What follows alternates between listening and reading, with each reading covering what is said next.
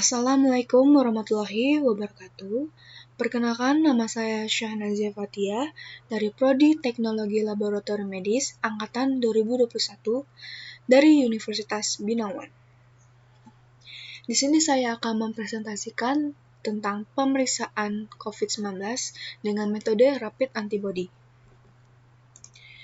Dalam pemeriksaan COVID-19 mempunyai banyak macam, seperti dari lab hematologi, dengan cara menghitung jenis leukosit, dari CRP, peradangan pada CRP yang meningkat, dari rapid test, ada dua macam yaitu rapid test antibody dan rapid test antigen, yang terakhir ada PCR, pemeriksaan RNA dan DNA.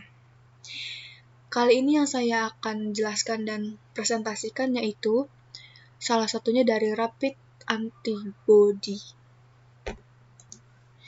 Sebelum mengenal jauh apa sih pemeriksaan antibody itu, pemeriksaan antibody ya untuk mendeteksi adanya antibody pada IgG dan IgM dalam darah orang yang diyakini telah terinfeksi COVID-19.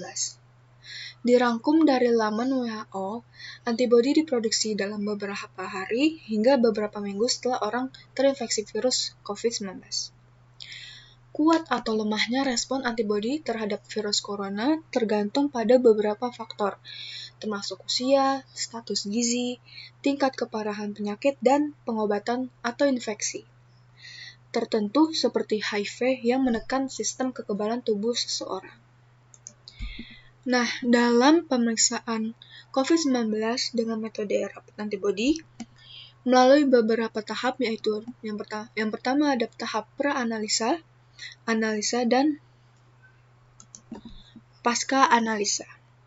Yang pertama saya jelaskan yaitu yang pertama ada pra-analisa. Di tahap pra-analisa ini yang diutamakan adalah petugas kesehatannya dengan memakai alat-alat medis untuk memeriksa atau mengambil sampel dari seseorang yang terinfeksi COVID-19. Yang pertama ada memakai apron laboratorium, yang kedua memakai handscoon, ketiga kacamata Google, memakai masker, pelindung kepala, dan gas lab. Apa sih fungsinya para pekerja medis memakai APD? Yang terutama fungsinya itu saat bekerja untuk mencegah dan mengurangi risiko terjadi kecelakaan kerja. Alat pelindung diri merupakan perlengkapan wajib digunakan demi melindungi pekerja dari bahaya cedera atau penyakit serius yang berkaitan dengan pekerjaan. Lanjut, cara pemeriksaan rapid antibody-nya seperti apa sih? Yang pertama, metodenya dengan metode imunokromatography. Yang kedua, ada tujuannya. Tujuannya itu untuk mengetahui adanya antibody IgG dan IgM dalam tubuh.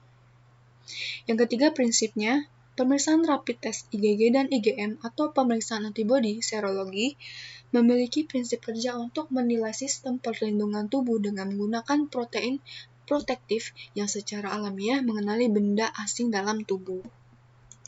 Berikut adalah alatnya. Alatnya kita memerlukan rapid test antibody-nya dan pipet tetes. Lalu bahannya ada buffer, sampel pasien seperti sampelnya whole blood, sel rheumatoplasma, dan darah kapiler. Kita masuk ke analisa. Di tahap analisa ini kita akan mendapatkan bagaimana cara kerja pada pemeriksaan rapid test antibody. Yang pertama,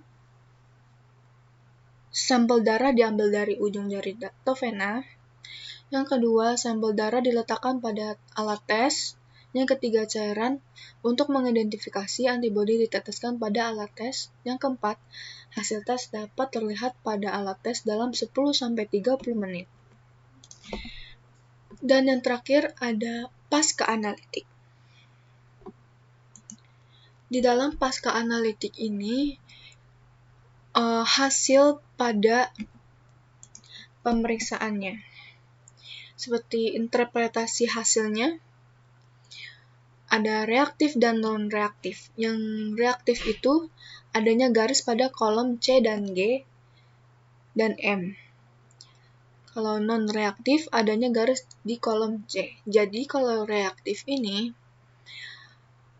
dia ada garisnya ada di kolom C sini, kolom G dan M. Jika non-reaktif, garisnya cuma ada di C. Dalam pemeriksaan COVID-19 ini, metode rapid test antibody mempunyai kelebihan dan kekurangan masing-masing.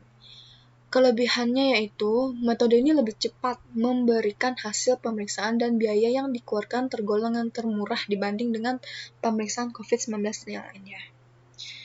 Dengan kekurangannya yaitu, metode rapid AB tidak bisa memberikan hasil yang akurat dalam mendeteksi virus corona.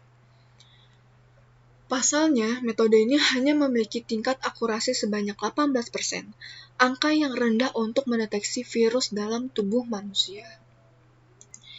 Kesalahan apa saja yang dalam pemeriksaan rapid antibody, seperti pada saat pembacaan sampel terlalu lama, dibiarkan menyebabkan terjadi positif palsu. Jadi setelah kita mengerjakan suatu sampel, tidak boleh sampelnya itu terlalu lama atau didiamkan dengan lama, sehingga menimbulkan positif palsu pada hasil interpretasi hasilnya.